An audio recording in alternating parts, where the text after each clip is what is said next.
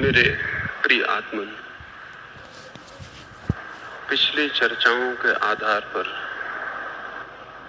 मित्रों ने बहुत से प्रश्न पूछे। एक मित्र ने पूछा है कि आप गांधी जी की भांति हरिजनों के घर में क्यों नहीं ठहरते हैं। एक छोटी सी कहानी से समझाऊं। जर्मनी का सबसे बड़ा पादरी आर्च प्रीस्ट एक छोटे से गांव के चर्च का निरीक्षण करने गया था। नियम था कि जब भी वो किसी चर्च का निरीक्षण करने जाए तो उस चर्च की घंटियां उसके स्वागत में बजाई जाती थी, लेकिन उस गांव के चर्च की घंटियां न बजीं। जब वो चर्च के भीतर पहुंचा तब उसने उस चर्च के पादरी को पूछा, मेरे स्वागत में घंटियां बजती हैं हर चर्च की, तुम्हारे चर्च की घंटी क्यों नहीं बजी। उस पादरी की आदत थी कि वो कोई भी कारण बताए तो उसका तकिया कलाम था, वो इसी से शुरू करता था कि इसके 1000 कारण हैं। उसने कहा इसके 1000 कारण। पहला कारण तो ये कि चर्च में घंटी ही नहीं है। तो उस आर्च प्रीस्ट ने कहा बाकी कारण रहने दो, उनके बिना भी चल जाएगा, ये एक ही कारण काफी है। मुझसे आप पूछते हैं मैं हरिजन के घर क्यों नहीं ठहरता। पहली तो बात यह कि मेरी दृष्टि में कोई हरिजन नहीं।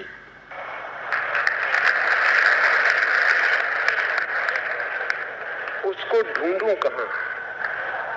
आदमी है, हरिजन नहीं। गांधी जी की दृष्टि में हरिजन होंगे, इसलिए वो हरिजन का घर ढूंढ लेते हैं।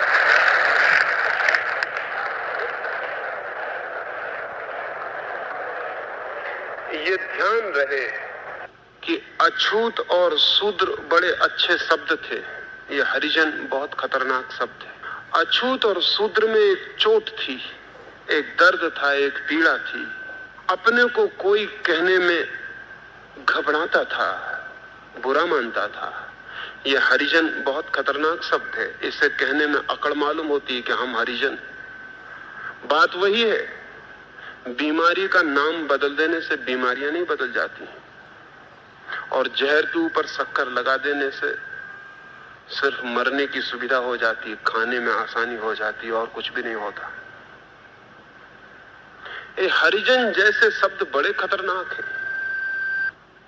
किसी भी तरह से हरिजन को रिकॉग्निशन देना हरिजन को बचाने की तरकीब है। चाहे उसको गाली दो और चाहे सम्मान दो, और चाहे उसे छुओ मत, और चाहे उसके घर ठहरने का आयोजन करो, लेकिन हरिजन की स्वीकृति, रिकॉग्निशन की यह आदमी हरिजन है, छूने योग्य नहीं है या इसके घर ठहरना जरूरी है, बड़ी ऊंची बात है। दोनों स्थितियों में हरिजन बचता है और बचाया जाता है। हरिजन को मिटाना है, बचाना नहीं है। लेकिन गांधी जी के साथ एक कठिनाई थी। बड़ी बीमारी के, वो हिंदू नाम की जो बीमारी है उसके वो बड़े प्रेमी थे। उसी बीमारी का ये छोटी संतति है, ये जो हरिजन है, ये जो शूद्र है, अछूत है, उसी बड़ी बीमारी की पैदाइश है। उस बड़ी बीमारी को तो वो बचाना चाहते थे, और उसी बड़ी बीमारी के भीतर इस छोटी बीमारी के लिए भी कोई समझौते का रास्ता खोजना चाहते थे। सच तो यह है कि हिंदू, मुसलमान, ईसाई, ये सारी बीमारियां मिटनी चाहिए, और जो लोग हिंदू समाज के भीतर दुखी अनुभव करते हैं उन्हें हिम्मत जुटानी चाहिए कि वो कहें कि हम हिंदू नहीं हैं। क्या जरूरत है उन्हें हिंदू होने की? हिंदू होने ने उन्हें क्या दिया है? लेकिन अगर वे हिम्मत भी जुटाएं कि हिंदू नहीं है, तो वे कहेंगे कि हम मुसलमान होते हैं, हम ईसाई होते हैं, हम बौद्ध होते हैं। एक जेल से छूटे नहीं कि वो फौरन पूछते हैं हम किस जेल में जाएं। अंबेडकर ने थोड़ी हिम्मत जुटाई कि कहा कि छोड़ दो हिंदू धर्म, लेकिन हिम्मत पूरी नहीं है वो भी। अंबेडकर ने इधर हिम्मत जुटाई, तत्काल दूसरे जेल में भिजवा दिया। हो सकता है दूसरा जेल थोड़ा कंफर्टेबल हो, कंफर्टेबल जेल और खराब होते, क्योंकि उनको छोड़ने का मन भी नहीं होता। हिंदू से हटो, बौद्ध हो जाओ, ईसाई हो जाओ, मुसलमान हो जाओ, वो भी सब पागल घर हैं, ये भी एक पागल घर है।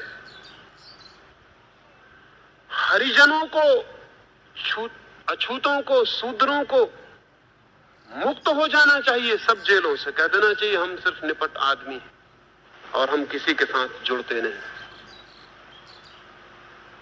लेकिन वो भी उत्सुक हैं कि उनको हरिजन माना जाए, वो भी बड़े उत्सुक हैं कि उनको सम्मान दिया जाए हरिजन होने का।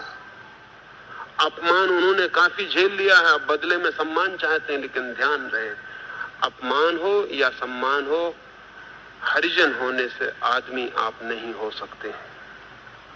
और इस समय दुनिया को आदमियों की जरूरत है।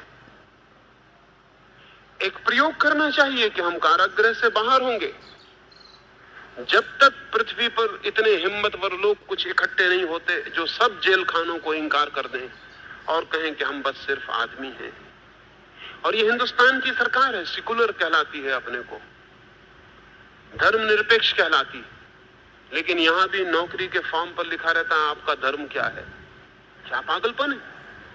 धर्म पूछने की जरूरत क्या है? एक आदमी का आदमी होना काफी है। स्कूल में भर्ती करो लड़के को तो फॉर्म में लिखा रहता है कि धर्म क्या है।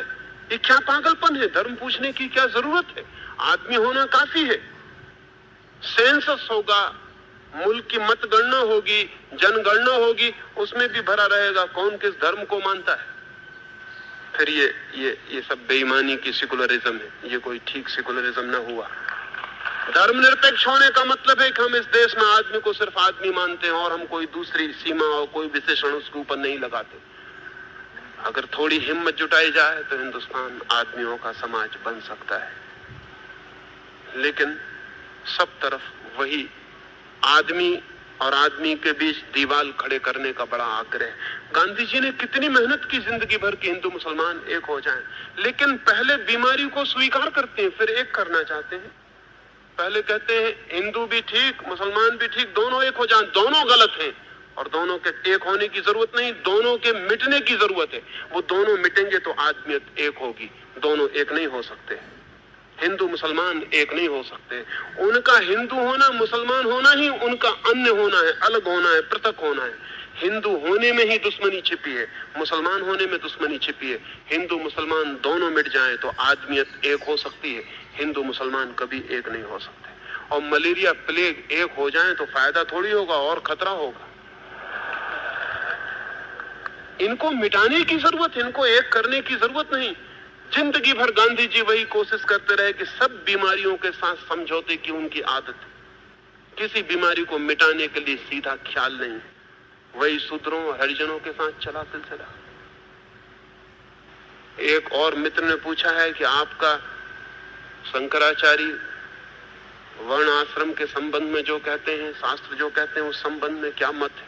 मेरा क्या मत होता है ये भी पूछने की जरूरत है। मनुष्य को और मनुष्य के बीच भेद डालने वाले सारे शास्त्र अपराधी हैं। मनुष्य और मनुष्य के बीच किसी भी तरह का ऊंच नीच का विचार करने वाला कोई भी शास्त्र शोषकों के द्वारा लिखा गया होगा, वो किन्हीं ऋषि मुनियों की बात नहीं हो सकती। और कोई भी मनुष्य और मनुष्य के बीच किसी भी तरह की ऊंच नीच की धारणा को कायम रखना चाहता हो तो वो क्रिमिनल है, वो अपराधी।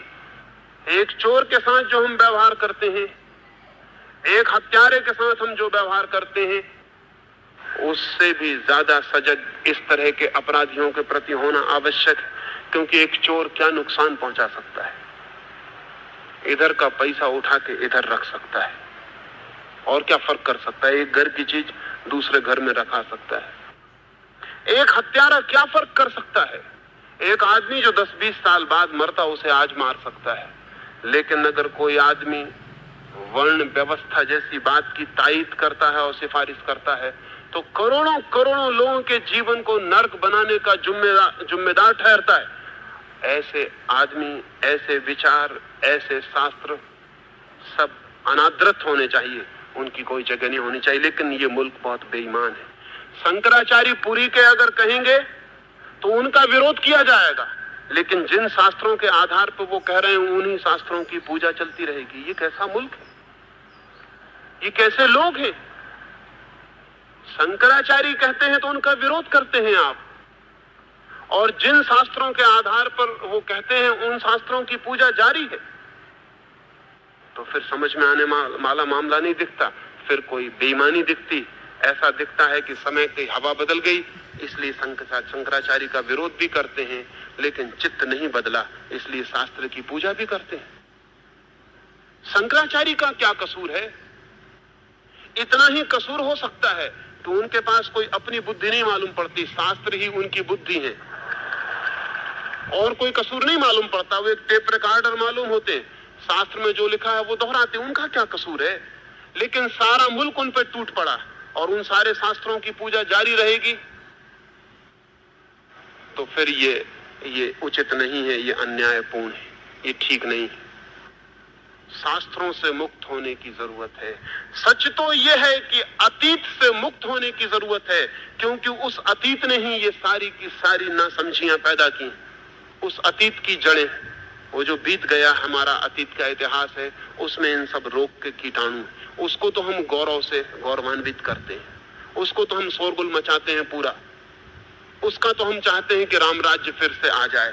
राम राज्य फिर से आ जाए तो फिर शंकराचार्य ठीक कहते हैं, फिर आप सब गलत कहते हैं। अगर राम राज्य फिर से आएगा तो शूद्र होगा, और ये भी होगा कि कोई शूद्र वेद के वचन नहीं सुन सकेगा, और शूद्र अगर वेद के वचन सुन लेगा तो उसके कान में शीशा पिघला के डाला जाएगा, बिल्कुल डाला जाएगा। अगर राम राज्य लाना है तो इसकी तैयारी रखना, और या फिर राम राज्य जैसी बेकार बातों में मत पड़ना। गया जो गया वो अब नहीं लौटाया जा सकता, न लौटाने की जरूरत है। लेकिन हमारे मुल्क का पूरा चित्त अतीत से बंधा है, और सारी बीमारियां जो अतीत ने दी हैं उनसे हम छूटना चाहते हैं, और अतीत से छूटना नहीं चाहते। तो एक तरह की जिच, एक तरह की तनाव की स्थिति मुल्क के चित्त के सामने पैदा हो गई, और ये ध्यान